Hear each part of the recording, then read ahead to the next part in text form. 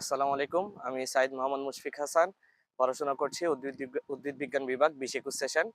আর আমার জন্মস্থান হচ্ছে গিয়ে চট্টগ্রামের ফটিকছড়ি উপজেলা এবং আমার বেড়ে ওঠা চট্টগ্রাম শহরে। আমি নির্বাচন করছি সার্বভৌম শিক্ষার্থী ঐক্য প্যানেল থেকে।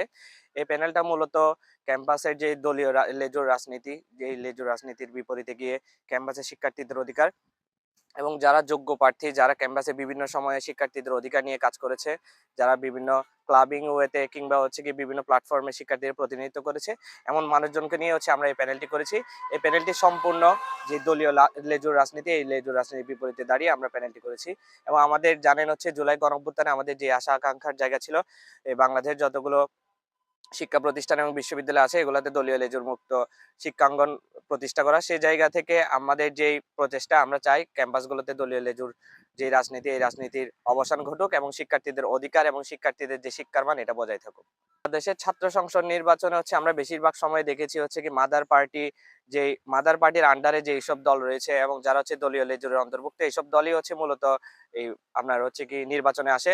তো সেই ক্ষেত্রে যেটা দেখা যায়, যারা হচ্ছে কি যেসব শিক্ষার্থীরা হচ্ছে নন পার্টিজান পলিটিক্স এর দিকে, নন পার্টিজান পলিটিক্স এর প্রতি যাদের এই আকৃষ্টতা আছে, কিংবা হচ্ছে যারা এই পার্টিজান পলিটিক্স এর যেই এই কলুষিত যে সমস্যা এবং কলুষিত যে হচ্ছে কি ক্যাম্পাসের যে সময় ছিল, যে প্রেক্ষাপট ছিল, রক্তের ইতিহাস ছিল, এগুলোর প্রতি তাদের যে একটা বিতৃষ্ণা আছে, সেই জায়গা থেকে অনেকেই হচ্ছে কি ভোট দিতে ইচ্ছুক থাকে না কিংবা তারা হচ্ছে ভোট দিতে চায় না।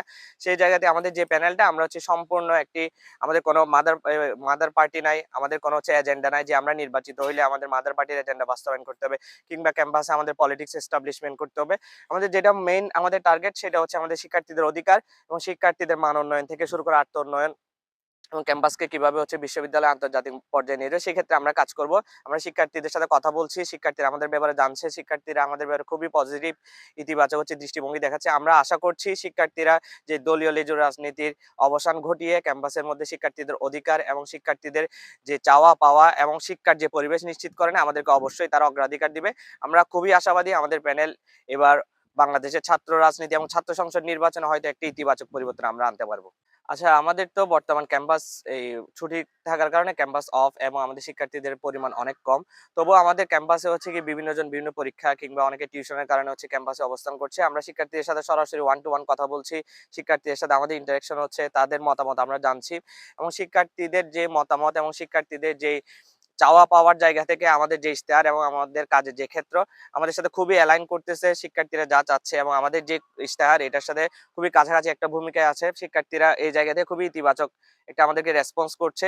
তো আমরা আশা করছি আমাদের প্রচারণার জায়গা থেকে আমরা ইতিমধ্যে ক্যাম্পাসে শিক্ষার্থীদের সাথে ইন্টারেকশন করছি এবং আমরা হলগুলাতে হচ্ছে যাওয়া শুরু করেছি। আমরা ক্যাম্পাস যদি খুলে এবং হচ্ছে শিক্ষার্থীদের অবস্থান অনুযায়ী আমরা ক্যাম্পাসের হল এবং ক্যাম্পাসের যতগুলো পয়েন্ট আছে আমরা সবগুলো জায়গায় প্রচারণা শুরু করেছি। আমরা আশা করছি শিক্ষার্থীদের যেই চাওয়া পাওয়া এবং আমাদের ইশতেহার, দুইটা সম্মিলনে আমরা চাকসুকে একটা কার্যকর পরিষদে রূপান্তর করতে পারবো এবং আমাদের প্যানেলের যারা হচ্ছে কি প্রার্থী আছেন, তারা সবাই খুবই দক্ষ এবং খুবই অভিজ্ঞ তাদের নিজের ক্ষেত্রে। তো আমরা আশা করছি আমাদের প্যানেলের যারা কাজ করছেন সবার সম্মিলিত প্রয়াসে আমরা চাকসুকে একটা কার্যকর পরিষদের রূপ দিতে পারবো এবং শিক্ষার্থীরা সেক্ষেত্রে আমাদেরকে বিবেচনা করবে যে হচ্ছে কেন তারা আমাদেরকে অগ্রাধিকার দিবে।